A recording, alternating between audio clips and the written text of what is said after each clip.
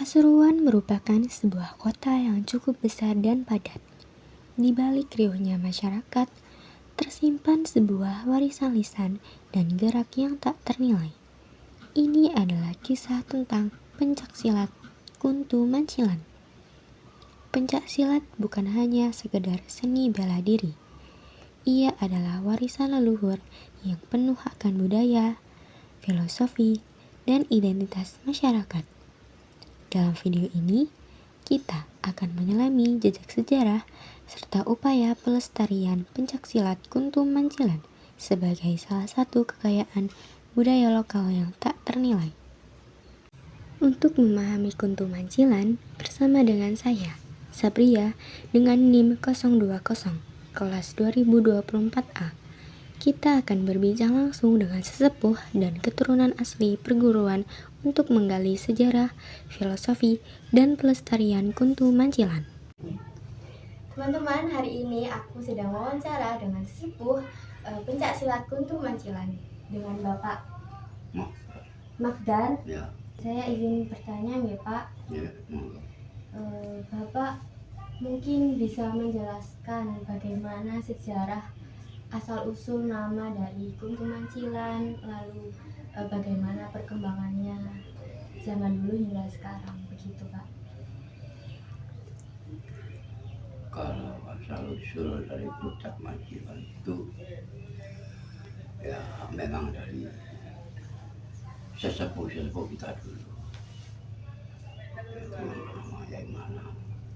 Jadi yang jelas sesepuh Mancilan pada waktu itu ya. Jadi yang jelas dulu itu yang bernama Yai Manap. Yai Manap itu pertama mendirikan pencaksilat di desa Mancilan ini. Namun pencaknya itu tergabung. Jadi teman-temannya ini katakanlah tempat tempat penampungan orang lelana di masjid itu sering orang lain nginep di situ, sering ada pekerjaan tak apa sehingga bertemu. Nah, itu dimuatkan oleh Yai Manap sambil murung haji sambil mendirikan pencak. Jadi makanya pencaknya itu ya berdasarkan campur dari sana ada dari sana itu digabung. Cara kue itu ya apa jadi kacanya itu apa itu baru kayak gitu. Nah itu diolah kayak jadi ini. Terus pada waktu itu kan zaman penjajah ya. Tahun berapa itu mungkin dulu ini tahun-tahunnya itu zaman penjajah itu jadi sambil membangkitkan pemuda-pemuda yang ada di wilayah sekitarnya itu jadi sambil membuka, makanya pencaknya dinamakan Kuntu. Jadi Kuntu itu bukan aliran, bukan itu nama kumpulan. Gitu. Kalau alirannya dikatakan pencak ya pencak Mancilan hanya itu saja, yang tergabung kan dari Kimbada, dari Joko Dole ada campur aduk gitu. Dari PD mungkin ada, maka kalau kita teliti sebetulnya itu jurus dari mana saja ada di dalam situ, tinggal yang pakai saja gitu kan. Itu zaman Kuntu dengan arti itu artinya Kuntu itu adalah bangkit lah atau bangun atau bangkit itu hampir sama kan.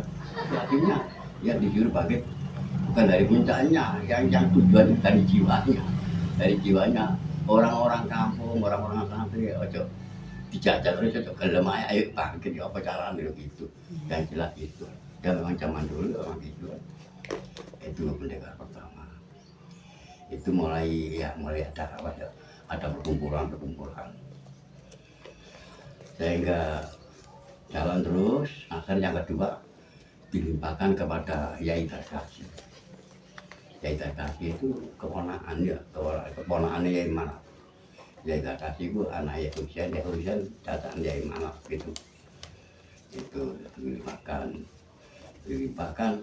Sedangkan yang menjadi murid pada waktu itu ya rembanya ini Makanya ini namanya Pak Fakih itu muridnya Yai Tarkasi tahap yang kedua itu.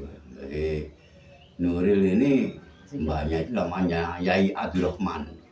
Yai Abdurrahman itu kakak daripada Yai Manap, adik daripada Yai Husein ya.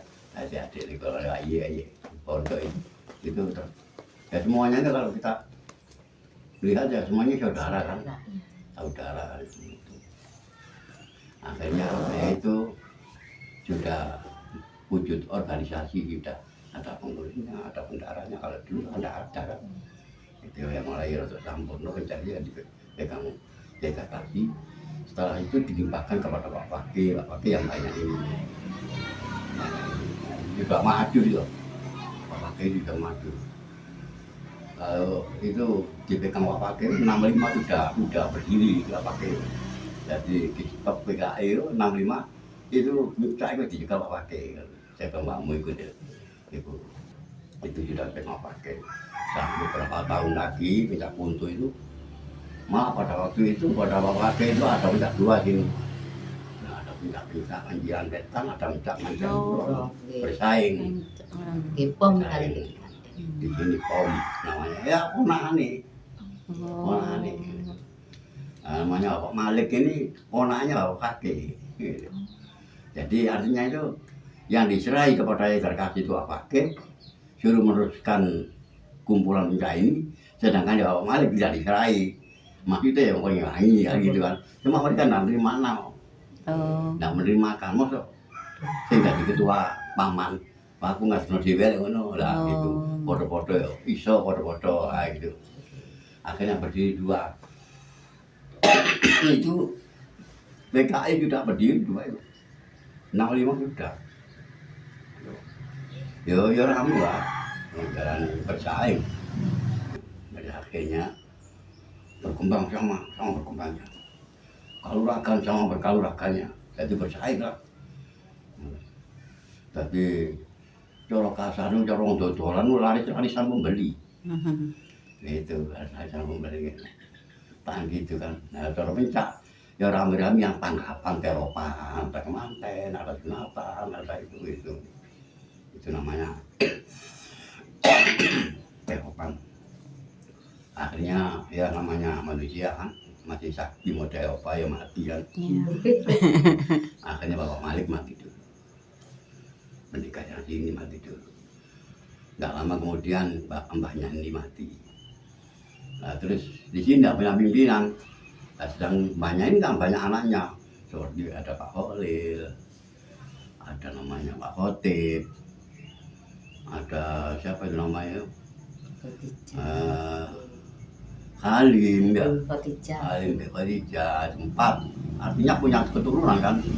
Nah, sedangkan yang sebelah barat Pak Fakih, Pak Malik ini bukan rapi. Ya namanya akhirnya itu suatu saat sudah meninggal semua memang si sini tidak punya pimpinan, bahkan pikirannya pun rada maju ya, pikirannya agak sudah maju, jadi nggak boleh dicampur habis. Nah, akhirnya kemufakatan dicampur dijadikan satu. Jadi pencak pom ini dia bagus. Dulu sana itu namanya PTKM. Ya, jadi Puntu itu nama asli. Oh aslinya. Ya, asli dipegang Yai Manap, Puntu pegang Yai Yati, dia tetap Puntu, atau dipegang Pak Fakih berdiri sendiri, dinamakan PTKM. Pak Malik dinamakan POM. Pencak Persatuan Pencak Orang-orang Manjilan kalau nama Malik itu. Atau dikatakan Puntu Merpati bisa. Nah kalau sana itu persoalan Pencak Pusaka Manjilan, terus diganti Pelita. Dulu asalnya Pusaka. Ada kemukakan mau dijadikan satu kembali. Terus pilihan siapa yang menjadi ketua, apakah dari pihak barat atau dari pihak timur gitu kan. Nah, sedangkan yang pihak barat nggak ada keturunan. Dia betul wani, memilih ini kan dipilih, bukan ahlinya. Ya terpaksa yang dipilih Pak Holil apa ini. Tuh. Nah, itu sudah jadi Pak Holil itu. Nah, itulah baru dijadikan eh, iya perkumpulan itu sudah organisasinya sudah makmur kita pada waktu itu. Terus setelah Khalil dipimpin Khalil itu jadilah apa itu namanya buntunya ya sudah dikembalikan kepada buntu. Dikembalikan lagi. Iya dikembalikan lagi jadi petikan dihapus, pom dihapus, terus dikembalikan kepada nama aslinya buntu itu. Dan sampai sekarang ini. Nah, ini sekarang sudah berapa tahap? Cuma Khalil, Pak Khotib, Khairiyah sekarang Nanang. Kebantu ini Mbak Yunya ini. Saya izin bertanya lagi. Iya. Apakah ada Pak filosofi tersendiri atau filosofi utama dari pencak silat ini? Mungkin dari gerakannya atau dari gerakannya itu sama semua gerakan. Semua silat ya ada jurus, ada jangan nonton lagi. Mungkin ada filosofi tersendiri. Oh, istilahnya gerakannya Untuk oh apa? ini Gitu. oh dikuntu gerakan kuntunya Iya. gitu mungkin ya ada. Oke. Yang mempraktekkan ini tidak ada. Oke, anak-anak itu lah, ya anak-anak gerakan kuntunya anak-anak. Gerakannya itu seperti apa Pak? Ya, ya kuncian tangkisan kuncian gitu. Oke. Jadi istilahnya ya kunci memang apa itu ya? Menanti musuh tidak mau menyerang. Oke. Itu tidak mau menyerang. Seperti apa itu namanya ya? Seperti pantat bumi. Dari Jawa ini jauh. Ini kalau gini, ya coba ibu banding. Gini, terus ya, hai, prok gitu. Jadi jadi kalau dipukul orang, pukul, terus. Ya, itu tidak diam, testos. Jadi kalau zaman dulu itu minta kunci itu jarang meluncat. Ya, tapi saya bicara itu ngenteni musuh, tidak nyerang tapi ngenteni musuh. Kalau sekarang beda lagi peraturan kalau nunggu musuh. Ayo peringati sama singa, nggak boleh. Ayo lu kan gini, saling serang lu kan gini. hanya kayak dulu itu tak akan belajar baca itu hitungannya akan dibuat seni kan. Nah sekarang kan seni seneng nantero menghibur kemana Kalau sekarang kan buat prestasi olahraga olahraga lain lagi kan. Nah kan gitu Lain ya. lagi. Makanya sekarang ini jarang anak-anak dikasih aktivitas ini ya khawatir gitu kalau dibuat pertandingan Pernah mbak, nggak boleh tapi nggak salah gunakan dicoba. Drosel tak, akhirnya orang tuanya suruh ke polsek ini. Tapi generasi saat ini mungkin yang ada di sekolah itu masih banyak yang Alhamdulillah.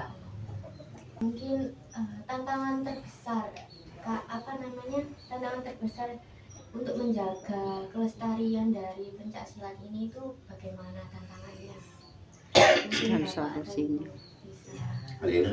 Ya jangan nomor satu itu jangan membuat apa ya sampai urusan isi prestasi itu harus nomor satu. Ya kan sekarang banyak rumah anak-anak yang ngepel, Iya. sabu, jangan. Oke, itu tok ya. Coba konang. Kan ada sendiri nanti kalau kejuaraan ada di gelakan kita lawanmu. Di lagi di luar kan kita saudara. Nah itu.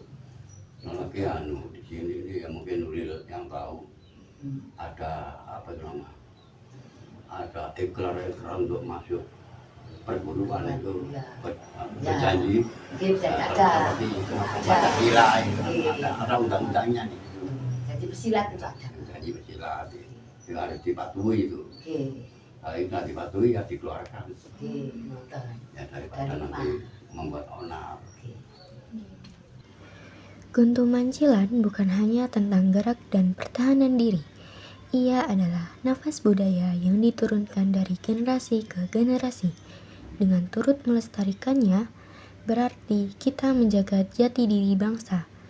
Demikian video pada kali ini tentang pencaksilat Kunto Mancilan sebagai warisan tak benda di kota Pasuruan.